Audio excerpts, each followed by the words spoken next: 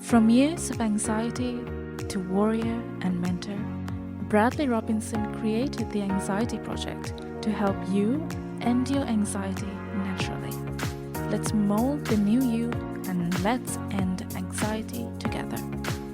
Hello, everyone. Welcome back to the Anxiety Project podcast. Welcome to 312. I am Brad Robinson.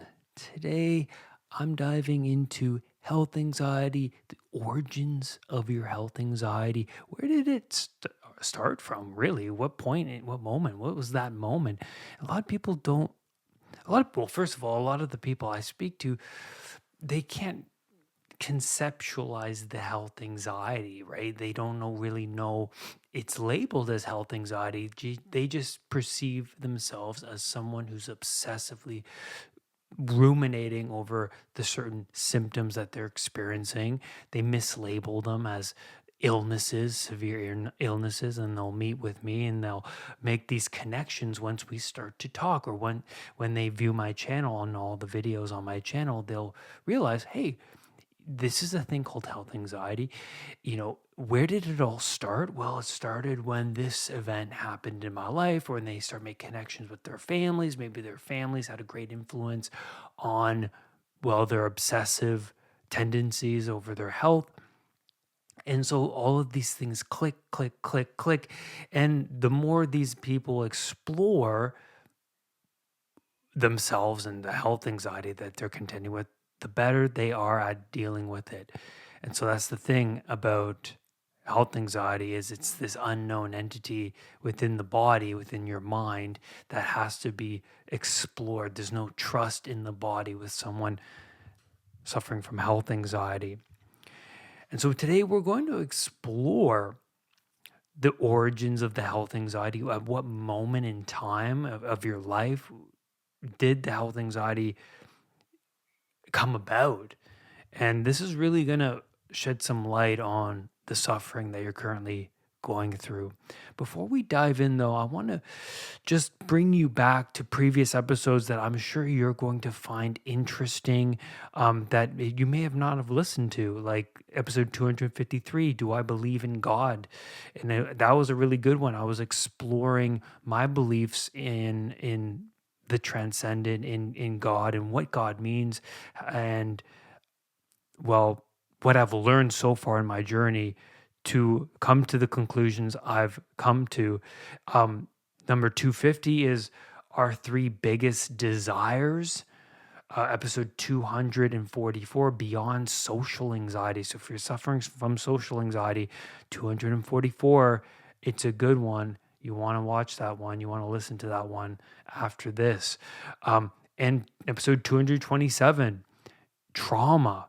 So I dive into the details of trauma and what this means, right? And I love trauma, as you may know. I've done multiple episodes on trauma, but go check out that one. Very important. 227. So, well, actually, before I dive into the episode, again, I want to notify you guys of Meditation Monday. So every Monday, I have a new meditation. This week is all about mindfulness, surrendering to the present moment, being aware of your surroundings. And it's a great meditation because your eyes are open during this meditation. You're just sitting and relaxing into the present moment. A lot of us don't do this because we're running around with our heads chopped off. We have a to-do list, especially mine, man. To fit a meditation into my day is crucial because, well, I have a baby. I'm always constantly cleaning up the house, running and getting groceries, running to the gym, just trying to fit all this stuff and cram my days. And they're so tight, and we forget to give back to ourselves. And we forget that there's a present moment. So do this meditation. It'll help you to step out of the busyness of your life. So that's now on the podcast feed. Go check it out. So let's dive into this episode, and we'll start off I want to talk about my first panic attack, because this is really important. And Well, what happened was I was around 10-ish, maybe a little older, 11, and I was watching a film with my folks in our basement, and it was Mission Impossible. And there was a certain moment where I looked inwards because I was feeling like I wasn't breathing, or I felt lightheaded, and the strangeness came over me that worried me. You freeze in that moment, and I did. I froze, and the thoughts came in of, "Oh no, what is this?" And it got up, and I ran out of the basement, and then my parents followed because they're like, "What's going on with Brad? He looked worried. He looked concerned and distraught." And they came and comforted me, and nobody knew in my family knew it was anxiety. I didn't know it was anxiety, but I had my first severe panic attack. I didn't know, because you're in your home watching a movie. There's no predatory lion lurking around the corner. That's obvious to why you've reacted the way that you did. But confusion, nothing but confusion, and that confusion, well, that's a traumatic moment, right? And why I wanted to talk about this is because this is what really started my anxiety journey. There's many things, but the health anxiety, my health anxiety journey came about because of there's few things. We'll talk about this in the episode more in depth, but it was lifestyle choices. That was number one, I would say. And confronting, well, the past experiences, the past anxiety that I was dealing with. And so let's talk about the predatory entity that is the panic attack that came, right? Because that's what it is. It's a snake that bit me, right? And that's what the snake in the Garden of Eden represents. That that remaining in an unconscious state is no longer possible now that you've gotten bit. It can't be possible, because when you encounter an anomaly like that, the realities of existence, it wakes you up. You can't help but notice it. It sticks in your mind, and that's the brilliance. Well, that's the human condition, really. You encounter something that you don't understand, and you remember that thing, and you don't really remember what you did last Tuesday when all the days kind of bled together. You're in your comfort zones. You get up the same routines every single day. But when you encounter something unusual, something predatory, something that makes you freeze, you'll look back a year from now or many, many years from now, and you'll remember that moment in time. And so when you encounter something like that, all of these existential questions do come up for you. First, what bit me exactly? How did it bit me? Will it bite my family? Will it bite me again? How did I wind up in this situation to have been bitten? And how can I prevent this from happening to me again? And these are the exact questions a person with trauma has to unravel in order to fully let it go. So you think of a traumatic moment in your life as like round chaos, right? It's like the golden snitch. We've talked about this on the podcast before. You unpack round chaos because you open up round chaos. What's in it? It's potential. What does that mean? Well, when you go into the unknown, you're going to garner the new information that will help you navigate the unknown. When you go into the unknown voluntarily, so you unpack the snitch, and what's in it is information that'll help better facilitate your growth and your perspective on life. So for someone with trauma, the trauma is lurking within the body, right? It's lurking within the unconscious mind, because when somebody thinks about a traumatic moment that hasn't been healed, the negative emotion will come up. And what's within the negative emotion? All of those existential questions that I just laid out for you. How did it happen? Will it happen again? You know, how did I wind up in that situation? You know, will it happen to my family? This and that. And all of that information, those unanswered questions are lurking within the trauma. So to fully unpack someone's trauma, you have to walk them through it until they realize, well, I fully understand it. I know how to prevent this from happening again. I trust myself because I've unpacked it and unpacked it, um, that I feel like I'm bored of it. Like I don't need to think about it anymore because they have analyzed it until they're now bored of what happened to them in the past. So to let it go, to let the trauma go, it means to fully master and understand what you didn't, what you don't, what you don't know. And so what I found out from my clients is that there is a moment, there's an experience that triggered their rumination over their health. There's something in their past that facilitated this health anxiety. And this moment is this encounter with the novelty, with the snake that opens up their eyes to their mortality or the mortality of their family. It's this existential moment, you can say. And whether it's, this moment is, it could be something that they personally have done, where it's this encounter with their shadow, the dark, evil side to their psyche. If they've thought they've been a good person all their life and they do something malevolent, it shocks them and they go, oh my God, I thought I was this good, moral, just person. And I, like, I don't, I've encountered this evil side who is this person? And it shocks them into consciousness, right? Of reality, of the harsh condition of reality, or if they might have been a victim to something might have happened to them. It was a car accident, they were abused, something happened to them, and they take a trip down into the underworld because, well, it shocks them. Their anxiety response activated in that moment. They froze. They didn't know what to do. They felt helpless. And you have to, and as a coach, I have to walk them through what exactly happened back there.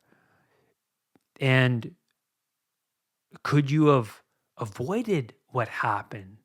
And more specifically, if you've encountered malevolence, which really, really traumatizes people, I would say, you have to have a broad understanding of good and evil and put yourself in the perpetrator's shoes.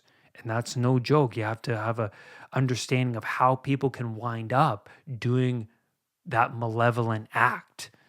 And that's a very unsettling experience. But the more one does that, the more they better understand, like, well, I can understand how I was caught in that moment and why that person did what they did. Now, having an understanding of good and evil. And so there's times in their life where they get ill or their family gets ill, they experience a loss of a loved one, and it opens their eyes to the tragedies of existence. Suffering, really, that's what it comes down to. It boils down to suffering. It opens up your eyes. And the snake in the garden represents that. It bites you, you're suffering as a consequence. It opens up your eyes. And so let's look at it internally. Like, what happens when you are bit by that snake and your ancient predatory response system, the amygdala, that turns on. The place I thought I knew is no longer known to me. The place I thought I knew, or the outcome I thought I the outcome I thought would happen, it didn't happen. You are no longer you you no longer associate the present as a place of safety. And in this amazing book, one of my favorite books of all time, if not my favorite book, Crime and Punishment, Raskolnikov is this starving university student who believes that he should kill this old pawnbroker who lives just down the road. And he has his reasons for it. He believes that the world would be a better place. She abuses her stepsister and she scams people, takes people's money, and she's crotchety. No one likes her. He makes a just cause. He thinks he will be a moral person if he commits this crime. And then he does it. He commits the crime. No, fully believing that this is just going to be the way that's going to help him and help the community. But something very interesting happens. Raskolnikov suffers from PTSD as a consequence of the murder. And what this signifies is, well, there's a higher morality, for sure. But what he believed would be, what would you say, useful, what he believed to be true is not true, that his perceptions of the world were wrong. And the anxiety that is generated from the unknown being the confrontation of Raskolnikov's shadow, because the fact that he has blood on his hands, literally, is this confrontation to the evil darkness within him. It has nothing now to do with what the old lady, the pawnbroker, believed or acted as, or it doesn't matter how evil she is. The fact that Raskolnikov confronted the evilness of the murder within him, like that evilness is no joke. It shocks him into PTSD. And he suffers from all of these strange sensations as a consequence, and that creates this confusion in his life, because in the book, Raskolnikov tells people he's suffering from an illness. He can't get out of bed, and he thinks he can't comprehend why, but as an outsider who knows more about psychology, like myself, I see from reading the book that illness is the PTSD that was generated from his encounter with his shadow. And the symptoms are the markers to the real issue, right? The symptoms are a marker to, it's not the illness that's the problem, it's what generated the illness. Those existential questions that are left unsolved within. Raskolnikov believed what he did was the right thing until he did it. The fact that he suffered as a consequence shows that what he believed was completely wrong. His perceptions of the world were wrong. And it's like when I cheated in my life. When Maggie and I were together, when we first started dating, I cheated on her. As you may know from the podcast, I've talked about this many times. And I suffered from PTSD as a consequence. I couldn't comprehend it. I couldn't label it as the act itself was generating the illness. I was just suffering deeply because I believed what I did was okay for me. But it was my encounter with the shadow side of myself that I could betray someone that really tore me apart. It really tore me apart. And no matter how I rationalized it, when I did it, I felt the heavy hand of guilt and shame on my conscience. And what I believed is not the proper framework to walk through life. I thought this would be okay. I thought I should be serving my internal whims and desires, but it's not the proper way. And that's why I'm 6 years now in recovery from pornography. Is I have I had to get a grip over my internal desires and impulses. Simply put, I can't be a slave to them no more, or this encounter with the shadow will happen again. I was bending reality to fit with what I wanted. Health anxiety manifests when you are willfully blind to your health and your habits.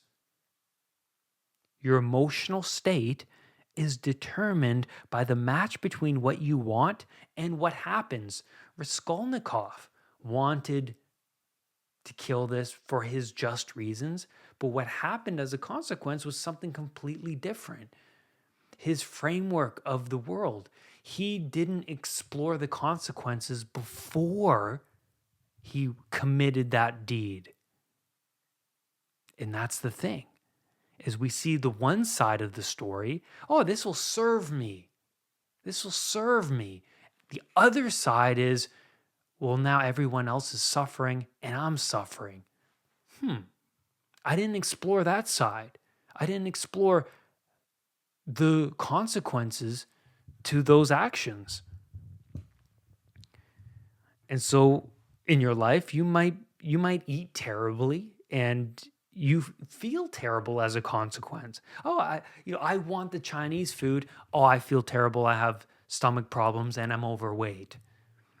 You prioritize negative relationships, and then as a consequence, you further the stress associated with those relationships. Along with answering those existential questions, you must shift what you value in your life. And so what you act out continuously determines what you value. You have to, or you may walk into the same snake down the road. And so let's look at my panic attack at the age of 10, okay? So the unknown pops up as a strange sensation. There's many of them. There's many sensations. There's no rational dialogue from the cortex saying, "Oh, Brad, you're excited. You're having a panic attack. It's okay. You're excited. You're watching this exciting movie."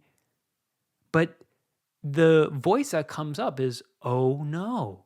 Oh no." You freeze. I froze in that moment.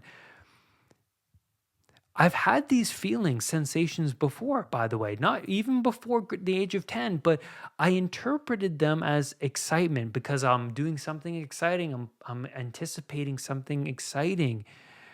Uh, I'm running, for example. I'm getting rigorous exercise, so I'm panting, I'm lightheaded. I've felt them before. And I've interpreted them as such, as excitement, as something like, oh, I'm just tired. I'm just, running. I'm getting a lot of exercise. But at this time in my life, I started to interpret them as something negative. So why? Well, the first thing is, at this time in my life, things were changing. In school, I was having a rough time. I was very stressed out in school. I was dreading each and every day of school. And at the same time, at the same time, m- I was becoming an adult.